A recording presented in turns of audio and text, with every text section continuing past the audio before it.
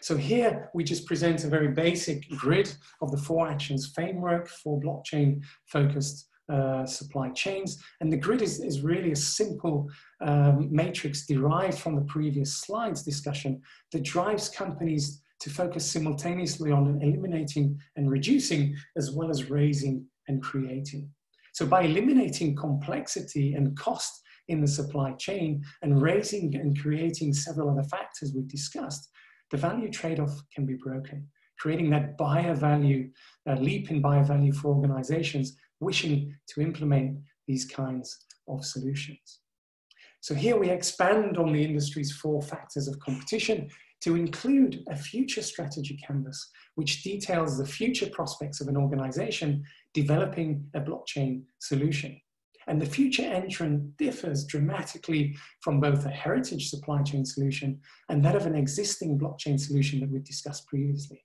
And for ease of reference here, I've just included that of Modem.io that has been included on the strategic canvas. The strategic profile of the future entrant has clear focus, and it emphasizes 4 different factors: global presence, smart contract integration, which we've discussed, IoT device integration, and the last one being interoperability. And by focusing in this way, the value curve of the future entrant can certainly stand apart. So divergence from the industry's value drivers is a key to a blockchain supply chain company's success.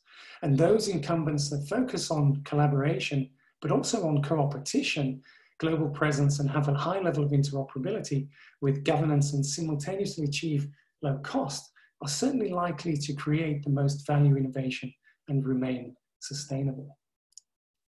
But there's a challenge. And when we look at operationalizing blockchain, it's clear that business leaders have trepidation about wading too deep into uncharted waters. Perhaps it's that deep realization that implementing blockchain in any legacy paradigm is very difficult. There's kind of a lack of permanency in blockchain implementations and future thought leadership around them. There's obviously many fluffy white papers filled with buzzwords that are intended to confuse rather than simply to inform. And implementing a value-generating blockchain is by no means a trivial matter.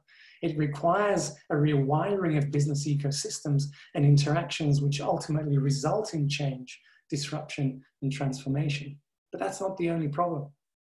For many businesses, the legacy monster is alive and kicking. The majority of companies, and especially large multinational ones, have 1 foot in the future and 1 foot in the past, or 1 foot in the here and now. 1 foot looking forwards towards enhanced data insights afforded to them by machine learning algorithms and artificial intelligence, and 1 foot firmly in the past where operational worries continue to fester around. And while there are a number of technical hurdles in operationalization of blockchain, the single most valuable precursor or prerequisite is having thought leadership, knowledge capital, and transformative thinking required to have a viable long-term strategy. And understanding this pathway to commercialization and operationalization from the initial use case to POC and finally to achieve scale while managing this change is very, very key. But before wrestling with questions of tech, resources, and staffing, a more fundamental question maybe who should be involved? The simple answer is a group of partners that participate in processes and outcomes guided by an agreed upon set of standards. Blockchain development and implementation excuse me, requires collaboration in order to set standards and develop infrastructure. The key is to identify who specifically should participate and what the roles of those individuals will be.